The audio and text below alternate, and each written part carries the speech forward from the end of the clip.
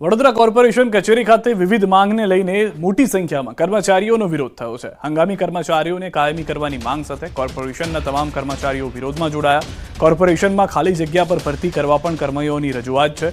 કાયમી કર્મચારીઓની વર્ષો જૂની પડતર માંગણીઓ પણ વહેલી તકે પૂરી કરવાની માંગ છે।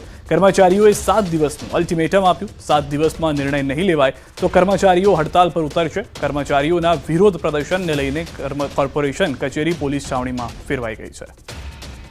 વધુ જાણકારી ન્યૂઝ 18 સંવાદદાતા હાર્દિક દીક્ષિત પાસેથી મેળવીશું। હાર્દિક, હંગામી કર્મચારીઓએ જે કાયમી કરવાની માંગ કરી છે, શું પ્રતિક્રિયા હાલમાં તમામ તરફથી અને કઈ રીતે આગળની પ્રોસેસ થઈ શકે તેમ છે? બિલકુલ તે સિદ્ધાર્થ, વડોદરાની વાત કરીએ તો વડોદરાના સત્તાધીશો જે છે તે હંગામી કર્મચારીઓ પર નિર્ભર છે, કારણ કે જે કર્મચારીઓ છે તેમને લાંબા સમયથી કાયમી કરવામાં નથી આવતા। કર્મચારીઓ આખરે રજૂઆત કરીને થાક્યા એટલે રોષે ભર્યા છે। લગભગ 10 થી 15 વર્ષથી કામ કરતા જે હંગામી કર્મચારીઓ છે તેઓની માત્ર એક જ માંગ છે કે વર્ષોથી જે જગ્યા ખાલી પડેલી છે તે કાયમી ધોરણે જે કોન્ટ્રાક્ટ પરના કર્મચારીઓ છે તેની નિમણૂક જે છે તે કરવામાં આવે। ઉલ્લેખનીય બાબત છે કે ખૂબ જ મોટી સંખ્યામાં જ્યારે હંગામી કર્મચારીઓ પાલિકાની કચેરી પહોંચ્યા છે ત્યારે જે પાલિકાની કચેરી છે તે પોલીસ છાવણીમાં ફેરવાઈ ગયું છે। કર્મચારીઓ એ હદે રોષે ભરાયા છે કે તેમને સત્તાધીશોને 7 દિવસનું અલ્ટિમેટમ આપ્યું છે। જો 7 દિવસમાં તેમની માંગણી જે છે તે પૂર્ણ કરવામાં નહીં આવે, કાયમી કર્મચારી નહીં કરવામાં આવે અને વર્ષો જૂની જે માંગ છે વિવિધ માંગો પૂરી કરવામાં નહીં આવે તો કર્મચારીઓ જે છે તે હડતાલનું શસ્ત્ર ઉગમશે તેવી ચીમકી જે છે તે કર્મચારીઓ દ્વારા ઉચ્ચારવામાં આવી છે। આભાર સમગ્ર માહિતી બદલ। તો હાલમાં જે રીતે જણાવવામાં આવી રહ્યું છે તે પ્રમાણેની પરિસ્થિતિનું નિર્માણ થયું છે। હાલમાં કર્મચારીઓએ 7 દિવસનું અલ્ટિમેટમ આપી દીધું છે। અમદાવાદમાં સગીરને શાળાએ વાહન સાથે મોકલતા વાલીઓ સાવધાન। હવે શાળાએ વાહન લઈ જતા સગીરો સામે થશે કાર્યવાહી। અમદાવાદ જિલ્લા ડીઈઓ અને આરટીઓ સાથે મળી કાર્યવાહી કરી શકે। આરટીઓ અધિકારી જે પટેલે જણાવ્યું કે સગીર 25 સીસીથી વધુ વાહન ન ચલાવી શકે। ડીઈઓના પરિપત્ર મુજબ ટીમ તૈનાત કરી દેવાય છે। અત્યાર સુધી બાળકો સામે કાર્યવાહી કરાતી નહોતી, જોકે હવે ડીઈઓના પરિપત્ર બાદ કાર્યવાહી કરાશે। સગીરના વાલીઓ સામે કાર્યવાહી થઈ શકે છે। ઓક્ટોબર મહિનાના અંત સુધીમાં શાળાઓ પાસે ચેકિંગની પ્રક્રિયા ચાલશે।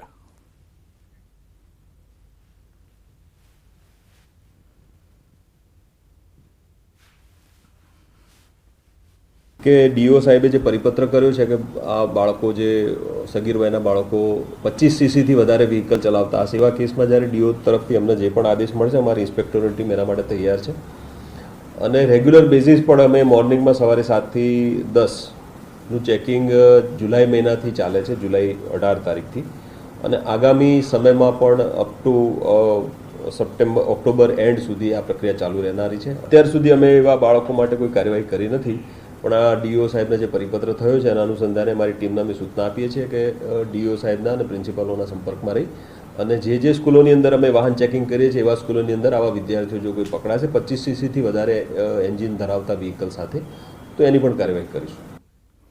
ગાંધીનગરથી સમાચાર। સીબીઆરટી પદ્ધતિ નાબૂદ કરવાની માંગ ઉઠી છે। ગૌણ સેવા પસંદગી મંડળ ઓફિસે પહોંચ્યા છે ઉમેદવારો। મોટી સંખ્યામાં જુનિયર ક્લાર્કની પરીક્ષાના ઉત્તીર્ણ થયેલા ઉમેદવારો એકઠા થયા। જુનિયર ક્લાર્કની અને ગ્રુપ એના મેરિટ લિસ્ટમાં વિસંગતતાનો દાવ। મેરિટ લિસ્ટ મુજબ કેટેગરીના 7 ગણા ઉમેદવારો લેવામાં આવનાર હતા। ગૌણ સેવા પસંદગી મંડળ હવે પછીની કોઈ પણ ભરતી સીબીઆરટી પદ્ધતિથી ન લે તેવી માંગ। વિદ્યાર્થી નેતા યુવરાજસિંહ જુગાર લોટરી જેવી અનેક ડકવર્થ જેવી સિસ્ટમ ગણાવી હતી। આ સિસ્ટમ નાબૂદ કરી જીપીએસસી પેટર્નથી યાદી જાહેર કરવામાં આવે તેવી માંગ કરી હતી।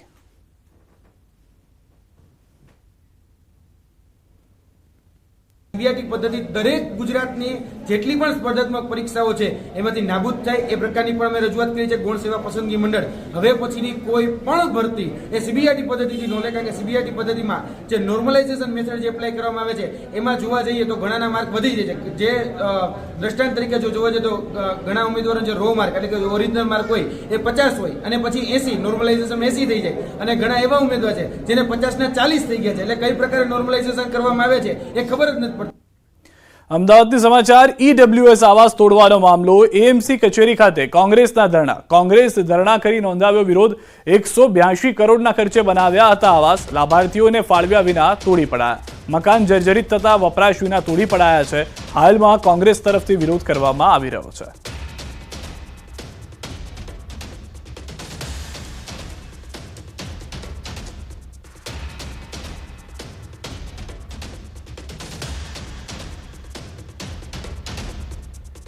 તો આવાસ તોડવા મામલે કોંગ્રેસના પ્રહાર। ગરીબ આવાસ યોજના નામ પર ભ્રષ્ટાચાર। 14 વર્ષમાં 22 મકાન જર્જરિત થઈ ગયા। મકાન કોઈ ગરીબને ફાળવવામાં ન આવ્યા. ગરીબ આવાસ યોજનાના નામે કરોડોનો ભ્રષ્ટાચાર થયો. ઈડબ્લ્યુએસ આવાસ તોડવા મામલે કોંગ્રેસે કોર્પોરેશનના અધિકારીઓને પણ ઘેરી લીધા છે.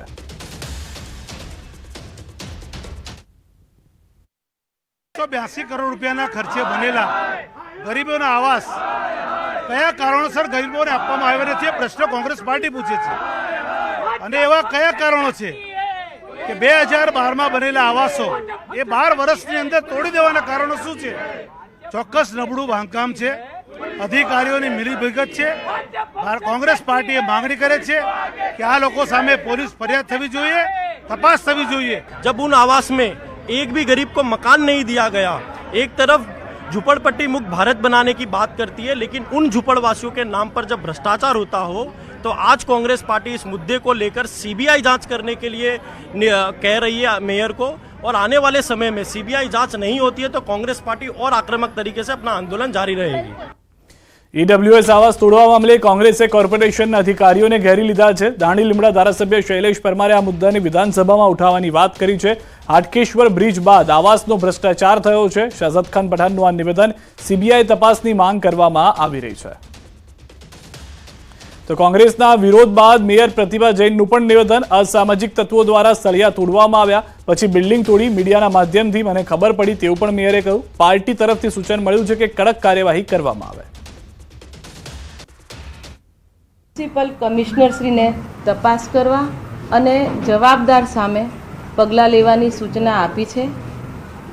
આ મકાનો મેસ્કોન ટેકનોલોજી આરસીસી મોનોલેથિક પદ્ધતિથી તૈયાર કરવામાં આવે છે, જે લાંબા સમયથી ખાલી પડેલ હોય અસામાજિક તત્વો દ્વારા તેની દિવાલો તોડી તેમાંથી સળિયા નીકાળી દીધેલ છે, જેનાથી સમગ્ર બિલ્ડિંગ ક્ષતિગ્રસ્ત થતાં એક બાજુ નમી પડેલ, જેને અમદાવાદ મ્યુનિસિપલ કોર્પોરેશન દ્વારા તોડી પાડવામાં આવે. જેની સામે જે તપાસ હોય કે પગલાં ભરવામાં આવનાર છે એની સૂચના વિભાગમાં આપવામાં આવી છે.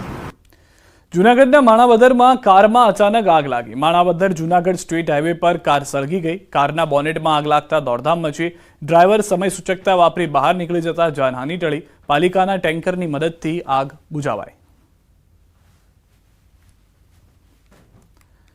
તાપી જિલ્લાના વ્યારાના આધાર કાર્ડ કેન્દ્ર પર આવતા અરજદારો થયા પરેશાન. તાપી જિલ્લામાં આધાર કેન્દ્રો ઉપર ખાસ કરીને 1 થી 5 વર્ષના બાળકોની આધાર નોંધણી અને આધાર સુધારણાની કામગીરીમાં ઓપરેટરો દ્વારા સચોટ ડોક્યુમેન્ટ લેવામાં આવે છે. તેમ છતાં કેન્દ્રની સાઇટ પર મોટાભાગની અરજીઓ રિજેક્ટ કરી દેવાનો આક્ષેપ અરજદારો દ્વારા કરાયો. દૂર દૂરથી આવતા અરજદારોને વારંવાર ધક્કા ખાવાની સાથે મુશ્કેલી પડી રહી છે.